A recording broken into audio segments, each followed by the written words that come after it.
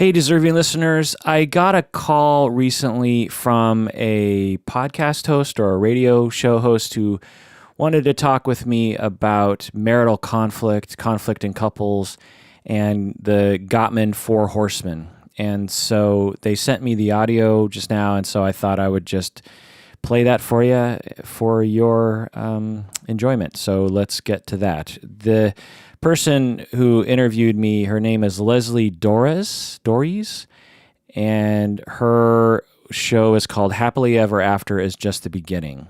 So let's go to that right now. You know, as I've said many times before, most relationships don't end with a bang. They're actually victims of what I call death by 1,000 cuts. Another analogy that I also use is the frog in the boiling water, that if you throw a frog into a pot of boiling water, the theory is it will jump out immediately. But if you put it into a cooler water and gradually raise the temperature, the frog isn't even aware of the change and it'll eventually die. And this is actually what really happens in relationships, that things start to go a little off track and we don't really notice until finally they're so off track that somebody just says done. So the question becomes, what signs of stress are actually happening in your relationship that you might not be aware of? And what toll is this incremental negative change taking on it? And better yet, is there anything you can do about it? So my guest, Professor of Couples and Family Therapy at Antioch University in Washington State and host of the Psychology in Seattle podcast, Kirk Honda, is going to help answer these questions. So, Kirk, thank you so much for being on the show, because I know this happens all the time. People go, well, things are okay, and then things aren't okay, and then suddenly somebody goes, yeah, I'm done. So, sure, yeah. You know, what's that process? Because I know people, I don't know about you, but I always get people, and I always love this question, what's the secret to a happy relationship? And it's like, well, okay, don't mess up is one of the secrets. But in a recent piece that you wrote at livestrong.com, you actually highlighted some of the biggest signs of trouble.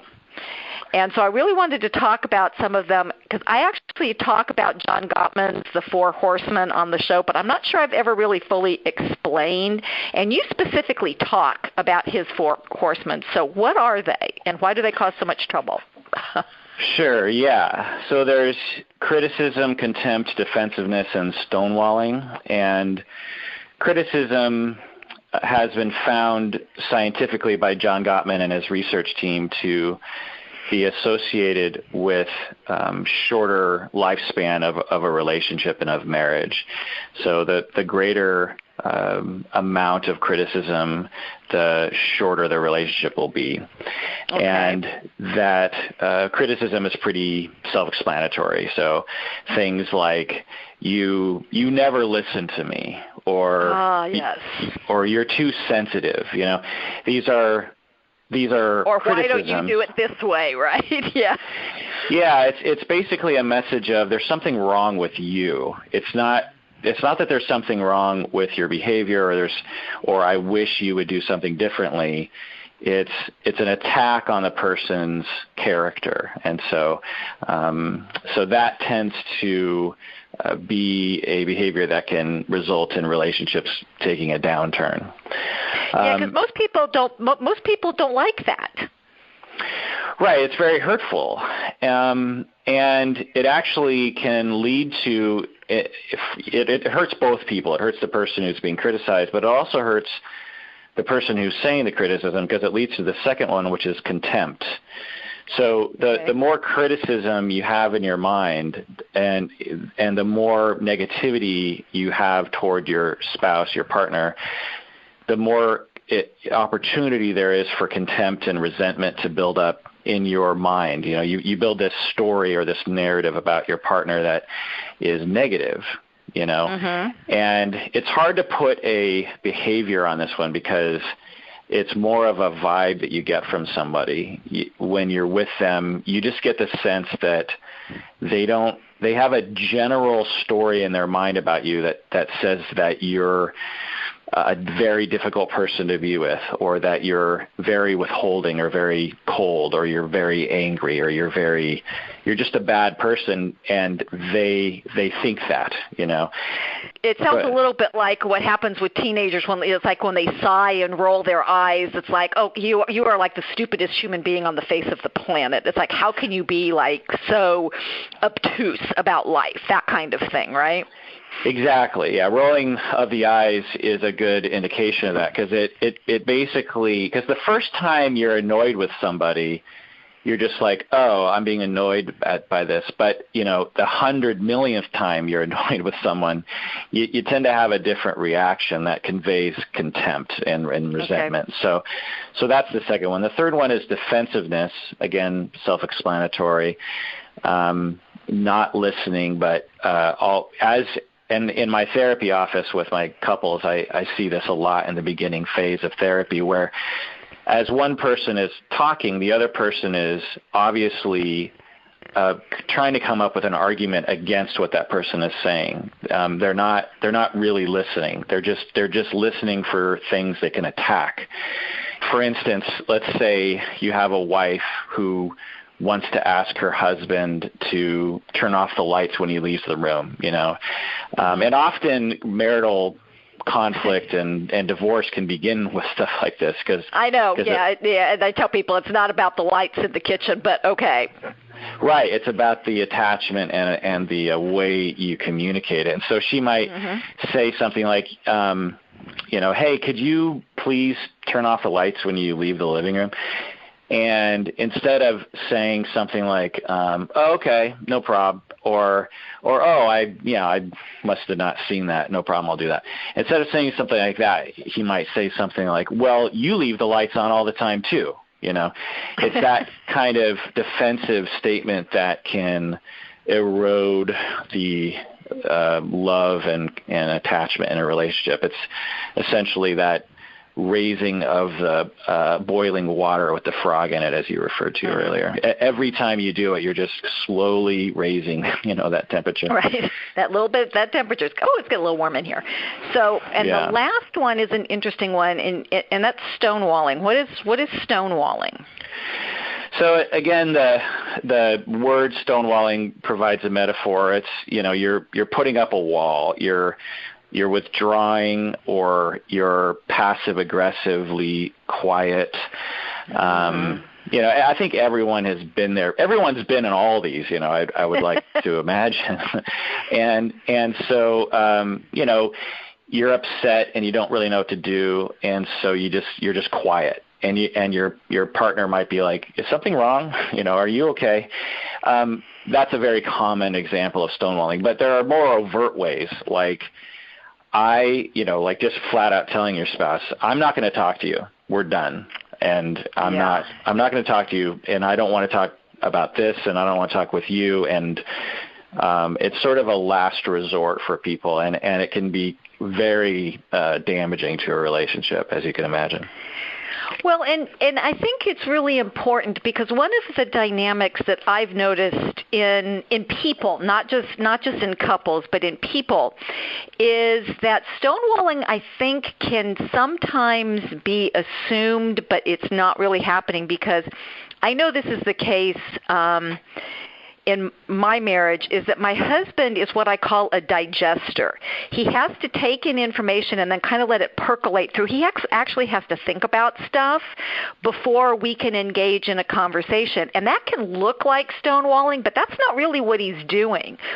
And I happen to be somebody who thinks things through pretty quickly, and so we could be in a real bad shape if I didn't give him the time to kind of, and taking the time to process something, I think is different from stonewalling, where somebody goes, I'm just not even going to talk to you about this anytime, anywhere, no matter how long you wait and let me process, right?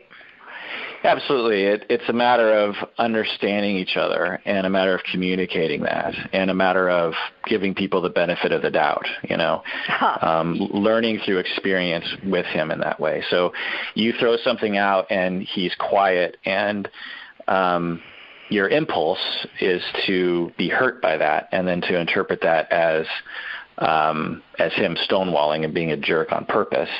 But then you have to try to override that with your higher mind by telling yourself, look, based on past experience, he just has a different way of talking about this sort of thing, and he's not upset at me. He's taking the time to think about this, But it's also incumbent on him to communicate and say, like, look, I'm being quiet, not because I'm upset, but because I'm thinking. So just give me a second. You know what I mean? So everyone has to participate in that.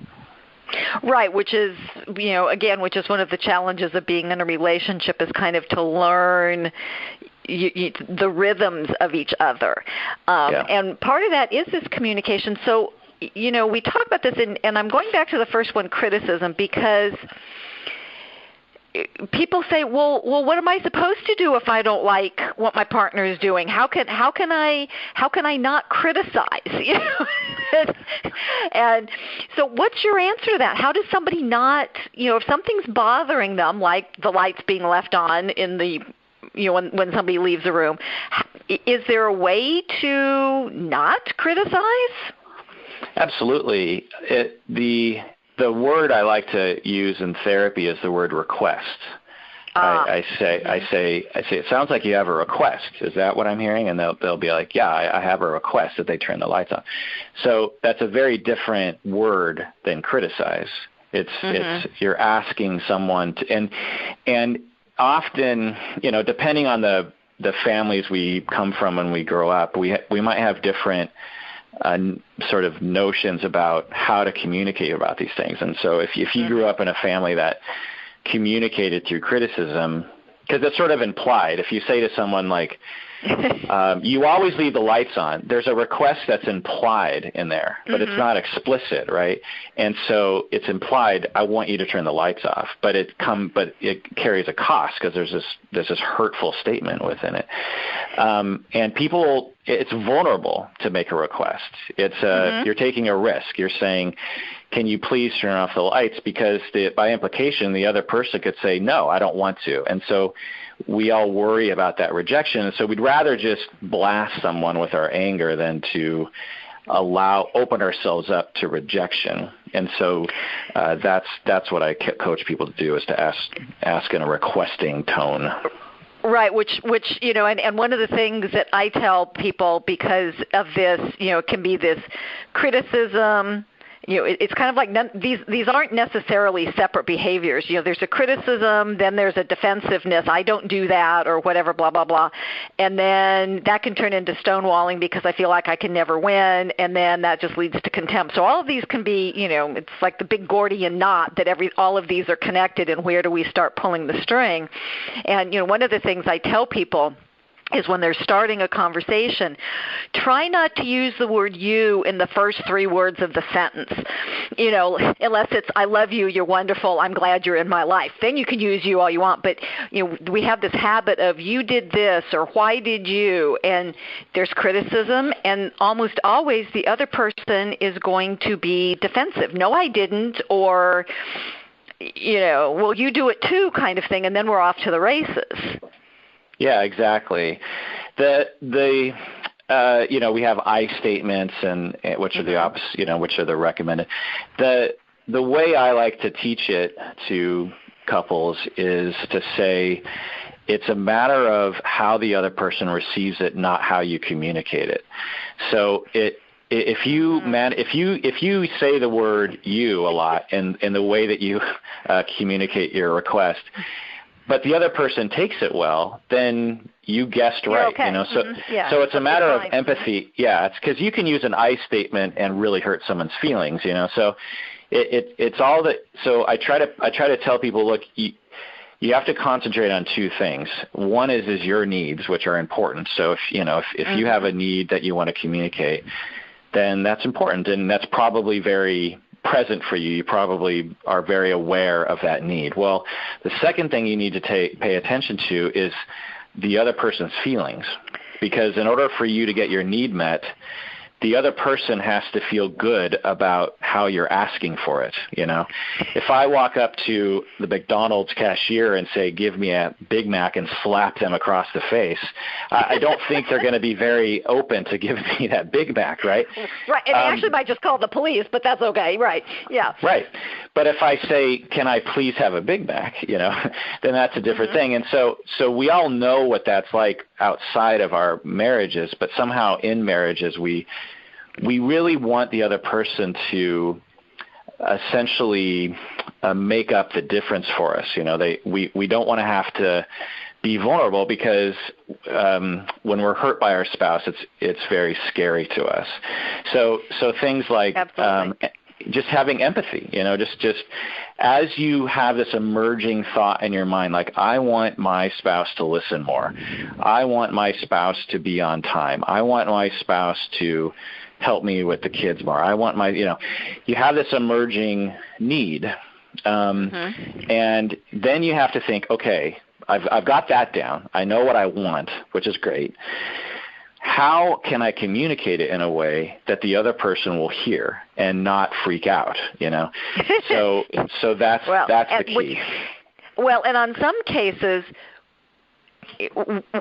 we can't always predict whether or not our partner is going to freak out, and I think this is when we get into, and this may be bordering on the contempt horseman, in the fact that people get into an argument about tone. Well, you said it this way. No, I didn't. And I remember having a conversation with one of my clients, and what she said to him, I was there to hear it. And I said, and what she said to him, it was very difficult to see how that could be misinterpreted, but he was misinterpreting it. And so I had to say to her, I said, I get that this is what you're saying, but it's not what he's hearing. So we've got to back up and figure out where that disconnect is, because they just kept going around and around in a circle about this. And she goes, I don't know how else to say this. And I'm like, I got that, but he's hearing something completely different from what it is you're trying to say. Right. Which can really, like, it's like, but I don't know how else to say it. And it's sort of like, and I've heard people with the I statements too, and it's like, okay, that's a you statement attack all dressed up in I statement clothing. It's like, that was not an I statement. That was, and it's what makes this so hard? What makes not bringing these horsemen in so challenging, especially in a marriage? Well, it all has to do with human nature of avoiding pain and of not wanting to be scared, essentially. And we all, okay. when we were 4 and 7 and 10, we were children, and we would ask for things, or we would do things, or we would want things. And things didn't always go our way, just by the nature of growing up. If you hang around with kids long enough, that they have a lot of impulses that don't make any sense. And so, and we don't want them acting on, by the way, too. Yeah. Right. And so, there's a lot of redirecting of kids, and there's a lot of denying kids things that they want. They want ice cream every day. They want to take their friends' toys. They want to hit their brother over the head with a bat. It's all stuff that they have. So they have a wish, they have a request. Mommy, I have a request. Can I hit older brother over the head with a bat? And then they're shut down. And not only are they shut down in terms of just rejected, like, no, you can't do that, but they're often shamed for it. Like, what's wrong with you that you want to hit your brother over the head? And so we all have that legacy. We were all that kid who wanted to hit our brother over the head with a bat, and we're denied that. And so as an adult, whenever we have a need, there's this worry that we're going to be rejected and shamed. And so it's so much easier to preempt that fear and that hurt by attacking, by by criticizing and yelling, or giving the vibe that we're upset at the person. It's much more mature, shall I say, and more vulnerable to say something like, I don't know if this is me. So that's another thing, is you have to take responsibility whenever you do these things. You can't, like with the light thing, let's just stick to that easy one. You don't say something like, you have a problem with turning off the lights, and so therefore you need to turn off the lights. It's more like, even though you might think that, outwardly you say, I have a thing about lights. And I don't know, maybe I got that from my dad, or maybe I'm just a little worried about the electricity bill. I don't know. But I have a thing about lights. Now, when you open up the conversation like that, that engages your spouse's empathy for you, because your spouse presumably loves you, right, and doesn't want you to be in pain. And so when you say, I'm suffering right now because of this light thing, and then he might even just fill in the blanks and go like, oh, did I not turn off the lights? I'm sorry, I'll turn off the lights. You're taking responsibility. You're not blaming him. You're saying it's all on me, even though you might be thinking. This is something I have an issue with, and I'd really love your help with it. Exactly. You're taking responsibility, and really that's the mature thing you do. And it works on kids too. You're just like, so I really have a thing about toys being out. Could you help me put the toys back? People care about other human beings, and if you engage that system, it's so much more smoother. So you got to start with that. And then you just say, so I just have a little request. And so you always have to make it smaller, because the receiver will always blow it up in their mind, because they're sensitive to rejection, because they were criticized as kids too. Right. And so you always have to say, look, it's just a tiny little request, no big deal, but I would love it if you turn off the lights. It would just really make me much more relaxed, It's trying to turn it into a win-win, which I know is a little bit difficult, and we're going to get to that in just a minute. But I need to remind people that This is Happily Ever After is just the beginning on webtalkradio.net. I'm Leslie Dories, and I'm talking with Professor of Couples and Family Therapy and podcast host Kirk Honda about signs you should be on the lookout for that your relationship might be heading for trouble. And if you know that they're present in your relationship, I encourage you to take immediate action. Do not wait. Do not pass go. Do not collect $200. Take action now. You can give me a call at area code 919-924-0463, or you can shoot me an email at Leslie, Lesli, at foundationscoachingnc.com. That's FOUNDATIONS, coachingnc.com, and take advantage of my free, no obligation path to a fantastic marriage breakthrough strategy session, because these behaviors, if you leave them, are going to do serious damage. That's why they're called the 4 Horsemen.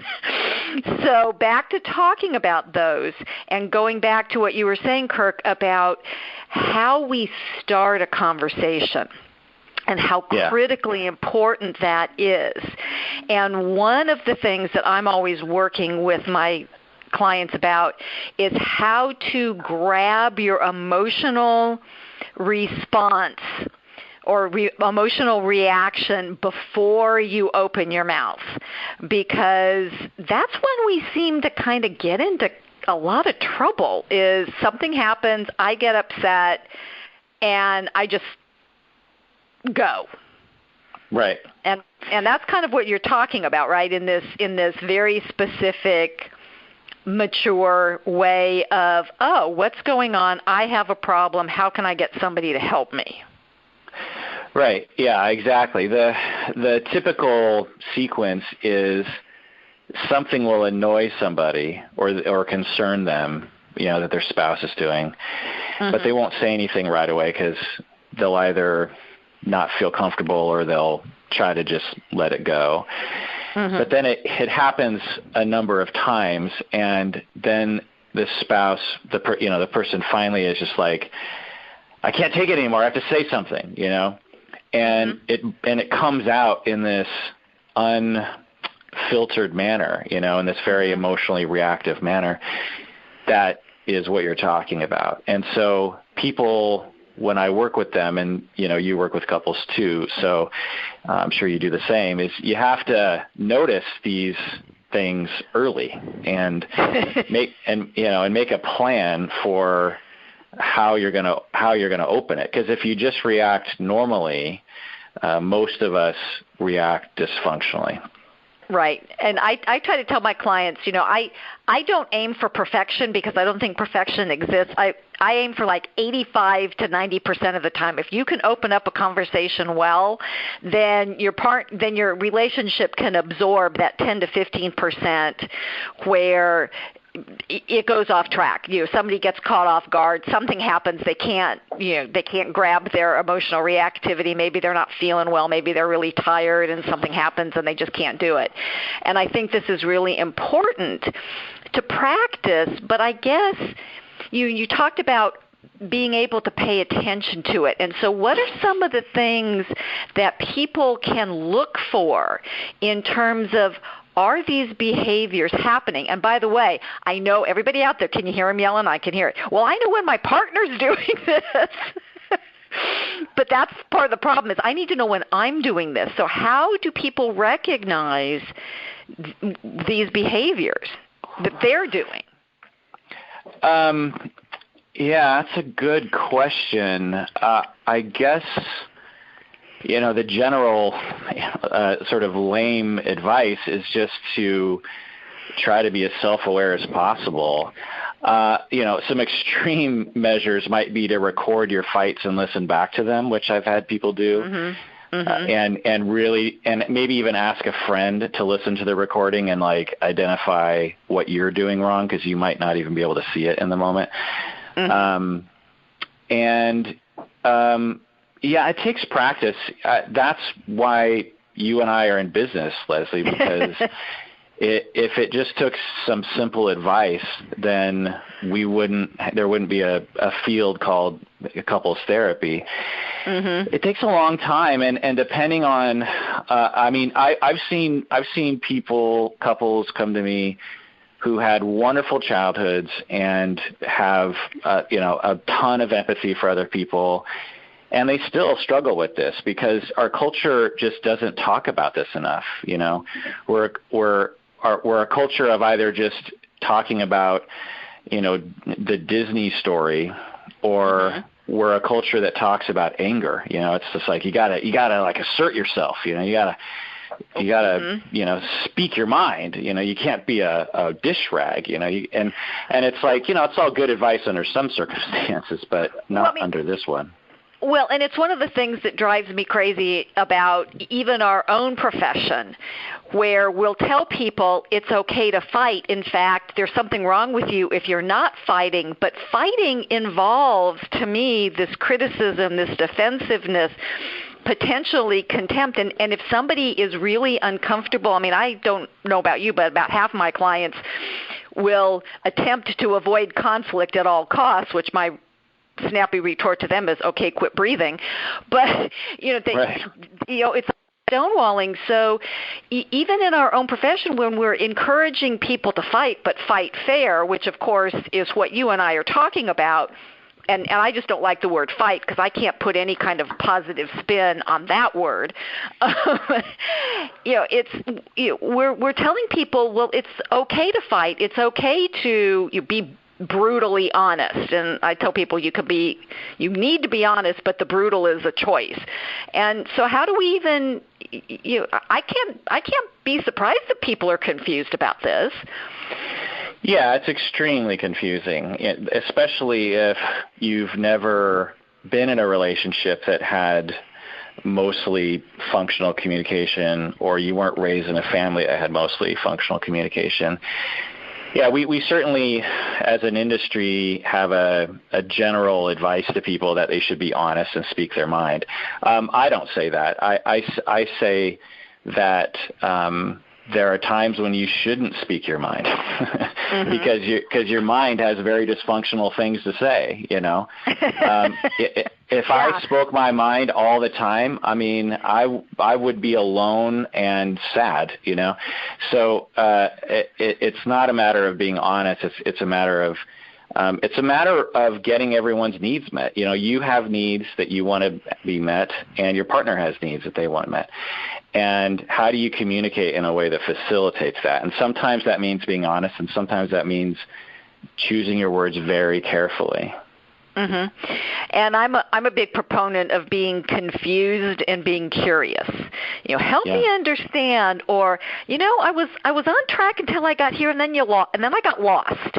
And because people really want to be heard and understood, and sometimes because of my experience, I don't understand why this is important to you. And I get that all the time. It's like, well, I don't care about it, so why does this person care about it? It's because they're a different person, and they have different, like you're talking about, they have different needs. And again, we don't necessarily do a very good job unless they've done some reading about Abraham Maslow and his hierarchy of needs, that people don't understand that,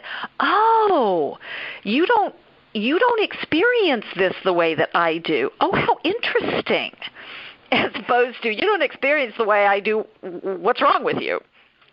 Right. Yeah, that's a fundamental, perhaps one of the final stages of maturity, really, is we all grow up knowing that our experience is not necessarily shared by other people. But it is a fundamental paradigm shift that really can help everybody, not only in partnerships, but also in like politics and other kinds of things. Mm-hmm. In terms of like the way I see the world and the way I have experienced the world is really unique to me. And just because I'm confused by, or just because I don't understand something that someone else is doing doesn't mean that it's innately hurtful. And, that's what I was talking about earlier. It's like with you and your partner, mm-hmm. it's like you don't do it that way. You don't, right. You don't remain quiet and think and then much later start talking. And so that just being curious about that, it's like, okay, I have an impulse to label that as he's being a jerk. But because I've realized that my point of view isn't always the point of view, maybe I should take a more curious point of view and say, like, so when you do that, what's going on with you? Right. Because I want to, in my head, it seems like you're being hostile, but I don't know, you tell me. And that's a very useful thing to engage in, yeah, for sure. Right, and I think that maybe a sign, and I think that something that can help people, and especially now that they have a good definition of what these four things are, is to really take a look at, am I doing these, or is my partner doing these, and how is that impacting our relationship? Because I tell people, when I do my work, I always start with communication. Good communication is not going to be the magic bullet for a happy relationship, but if you can't communicate well, forget the rest of it, because we're never going to be able to resolve any kind of our challenges, whether it's intimacy or money or dealing with the kids or the in-laws or, you name it, we're going to have to figure out what we're going to do. And it's so easy. I mean, we don't teach Communication 101 in at least no place that I know of outside of your and my offices. It's like you don't get this stuff because we've been talking since we were, 12 months old or something. And we have to learn how to do this.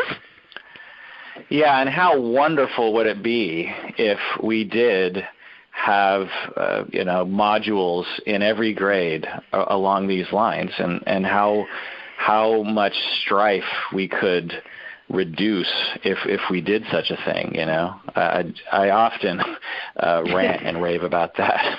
Yes. Yes. It's one of those things. I have an imaginary soapbox in my office that I jump up and down on various occasions, and this happens to be one of the things that gets me crazy. So, thanks so much for bringing explaining the four horsemen, because I talk about them and I haven't done as good of a job as explaining them as you have. So, got a couple of questions for you. It's like, are you like the proverbial frog in the pot of boiling water? Have things in your relationship deteriorated gradually or worse very quickly? And do you recognize any of the signs that we've been talking about?